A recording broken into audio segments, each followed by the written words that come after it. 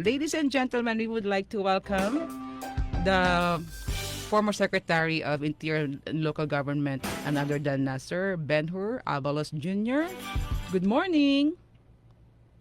Good morning, Nikki, at sa lahat po na nakikinig. Magandang umaga po. Yes, good morning, sir. I know you're so busy. Talagang sobrang busy po talaga kayo, ano? Kaliwat kanan yung mga dinadaluhan ho ninyo, mga ini-interviewhan ho ninyo. And welcome ho sa Happy FM. This is your very first time po na makausap ho kami dito sa Cotabato City, right? Yes, Nikki. Okay, Yeah. so quick lang naman ito, sir, ano. So we have questions here po kasi may mga ano po kayo dito talagang umiidolo sa inyo, ha?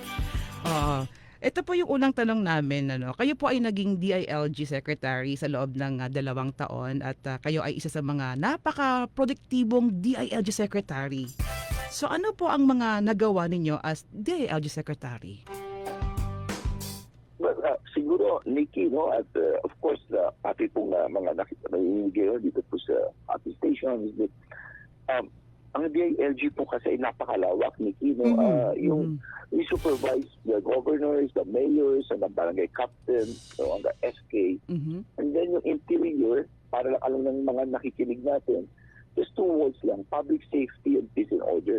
Meaning we supervise also the police, the PNP, the Bureau of Fire, the Bureau of Jail, the Commission on Women on Youth on Muslim Filipinos. Ako rin ang chairman ng NAPOLCOM na kung saan yung mga may kaso sa police, Local Government Academy and Public Safety College. So, napakalawak niya. Kaya kung titignan po natin, bawat isang ahensya naka-attach dito. But one of the most significant na isasabi ko, Nikki, is that 2 years ago, nung ako yung naging secretary, ang walang fire truck at bumbero fire station, no, sa buong Pilipinas ay 200. Okay. So hindi ko ma-imagine na isipin mo walang fire station at walang fire truck. Paano kung may sunog, ganung mangyayari sa lugar? No? Yes. So, so kinausap po ang ating mahal na Pangulo at yung suporta niya. In 1 year, nakalahati na lang natin to. And before I left office, bago po ako umalis, na-procure na po lahat yan. Lahat magkakaroon na ng fire trucks at i-deliver na lang. Kasi yung delivery will be November up to January ng Bureau of Fire. At yung fire station, ganun din, I made sure na makonstruct na kaagad. No? So, yan po on the side of the Bureau of Fire. Sa ngalan naman po ng Philippine National Police, we've had the highest seizure of drugs. For the first 2 years, it's worth 33.8 billion worth of drugs ang nahuli, ang nakuha ng PNP. And that is on record. That's the highest of any Filipino president in the history of our country for the first 2 years of presidency. Aside from the fact na yung crime rate bumaba from 217,830 cases to 83,000 cases, no, the same period, no, ng July to 2022 to 2024, no. At hindi lamang yun, no, dito rin sa, kasi tayo po ay nasa Mindanao ngayon, sa ating mga nakikinig na mga Muslim brothers, no, ito pong nangyari sa Hajj po natin. Yes. Yung Hajj po natin is that this is something very sacred to our Muslim brothers. We made sure na maging successful na to. Bago po ako umalis, I wrote a letter to the Commission on Audit. Kasi may tinatawag na motawi fees. No? Yung gustong umalis, they pay this money sa Commission on Muslim Filipinos. And technically, dahil ito'y viewed as public money, dapat ibigay sa taas sa National Treasury. No? Opo. Ang problema, once National Treasury, bago mo makuha to, mahabang proseso, matagal. Opo. Pero paano na kung magbabayad ka rin ng aeroplano, magbabayad ka ng hotel, magbabayad ka ng mga buses. So, madidelay ka talaga. Yung ano.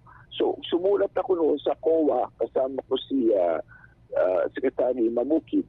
No? Na kung po pwede, huwag na ilagay doon sa National Treasury, pero subject still to audit and liquidation. Pumayag ang Commission on Audit ito as a matter of policy. And so I will give it to the National Muslim Commission, kay Secretary Sabudin, and of course, kay Tahir, sa lahat po na NCMH, we've had one of the most successful launch this year. Mababa na yung presyo, nag-reimburse pa, no, at napakaganda pa ng lugar na nakuha nila. No? Opo. At bukod po dito, ito namang sa Bureau of Jail, ang nangyari po kasi is that yung aming pondo ng first year ko, konti lang, 36 million lang yata.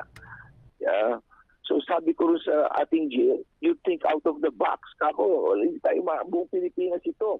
So kinuha ko yung cases, 70% of cases are drug cases. No, matagal na yan, parating ganyan. At ang bumabalik sa kulungan after serving sentence is 30%.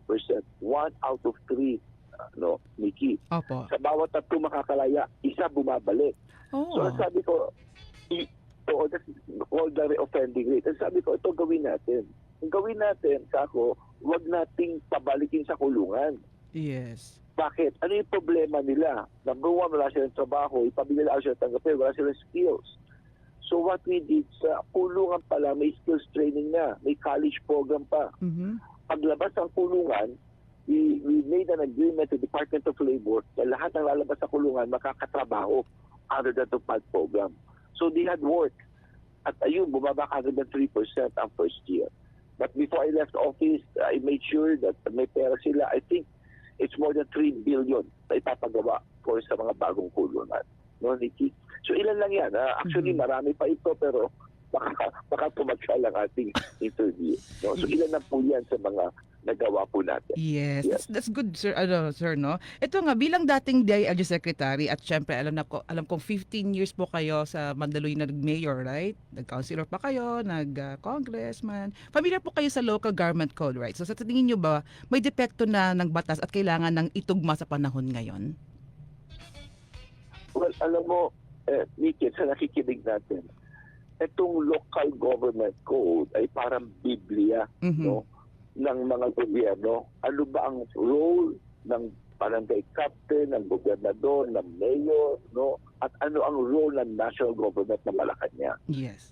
It delineates. Pero this has been done 30 years ago, 1990s pa ito, at lumalabas yung depekto nito. Okay, ano-ano ito? Number 1, yung tinatawag na barangay road. Okay. Isipin nyo, under the local government code na magpapagawa ng barangay road ay ang barangay. Karamihan ng mga barangay natin, wala naman silang pera. Oo. Totoo po yan. Nasa kanila yan, under the local government code, yes. Number 2, yung school building construction. Nakalagay din LGU sa magpapagawa. Hindi naman kaya ng local government units ito. Karamihan national na nagpapagawa. No? Number 3, nanggaling tayo sa COVID. Yung ibang kababayan natin has to go to a special hospital na may mga ma-intubate pa yung iba. These are called tertiary hospital. Under the local government code, ang magpo-provide ng tertiary hospital sa probinsya ay yung governor, yung provincial government. Opo. Eh hindi naman lahat ng probinsya ay mayayaman. May mayaman at mahirap.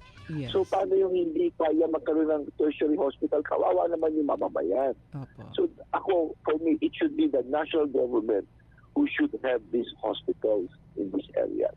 So mga gano'n, ilan lamang to sa mga nakikita namin dapat baguhin. Yan. Okay. So bilang tumatakbong senador, okay, ano po ang ipaglalaban ng isang Benhur Abalos? Well, napaka-importante. Of course, ay parang ano yan eh. Paski maganda batas mo, maganda lahat, pero yung nag-i-implement, masama. Maliwala. Parang ang pinaka-coach mo dyan would be the local government code eh. Dapat dyan talagang ma-update na po natin ito. No? Pangalawa, alam mo, naalala ko noon yung kuryente, no? Nilapitan ako ng National Grid. Diyan, dahil yung kuryente sa Mindanao at Visayas, yung interconnection. Kasi ang kuryente, sa ating nakikinig, kung hindi mo magagamit yan, matatapon yan, dapat mai-transfer ka agad eh. So, sabi ko, ano nangyari? Sabi nila, ayaw po kami bigyan ng permit. Ilang taon na yan? 10 years na raw. Sipin mo, 10 years walang permit, tatayuan lamang ng tore ng kuryente para lang makonect. So, siguro yung 6 months napagawa namin, napatawag ko yung ano. So, isa yan sa akin. Kasi at this time and age, dapat lahat may kuryente na eh. Yes. No? Yung mga ganitong klaseng bagay. No? Pangatlo, of course, ang ating agrikultura. Maganda ginagawa ng ating Pangulo. Kung magsasaka ka, no, ang ginawa niya, pautang ni Sekiko na 1%, 2%. Maganda yan. Dapat ituloy yan through legislation. Yung crop insurance, kung binabagyo ka, insured ka. At higit sa lahat, yung pamilya ng ating magsasaka o mangingisda pa, dahil yan ang mga bayani natin, yan ay papakain sa atin eh. Siguro, hindi lamang yung sa State University, kailangan bili pa ng konting allowance, tulungan natin. At of course, yung may-ari na sakahan, baka mabigyan ng incentive sa pagbabayad ng buwis, sa real property tax, baka pwedeng babaan pa ito. Opo. No? Para ma-incentivize at matulungan talaga ang agriculture sector po natin. Yan. Magandang plano po yan na Secretary. So ito nga po, alam kong busy po kayo. Ano po ang mensahe ninyo sa ating mga tagapakinig? Ayan ha. Hello, Nikki, Ano may pong- chat lang. Okay, ano pong mensahe ninyo sa ating mga tagapakinig? Ayan. Okay, ang mensahe ko lang is this, no? Alam nyo, may mga bansang maliliit lang pero mayayaman, wala silang natural resources. May mga bansa namang nasa disyerto, walang langis, pero napakayayaman din. So what makes a great country, and of course a great province, a great city, it's about leadership. Isang Yes. leadership na kasamang tao. So, a person or a leader cannot make it alone. Importante kasama mamaya na may common goal. No? Yes. And of course, whether we like it or not, isang bangka tayong lahat eh. Correct. No? So, yun po ang aking mensahe, ang pagkakaisa ng bawat Pilipino. Okay. So, Hello? sir. Go Yes. ahead. Continue. Yes, Nikki. So that is my message for everyone, no? Whether we like it or not, may matanda sa atin, may bata. Ako'y senior citizen na, may mga bata pa dyan. But whether we're in the same milieu, isang panahon tayo, no?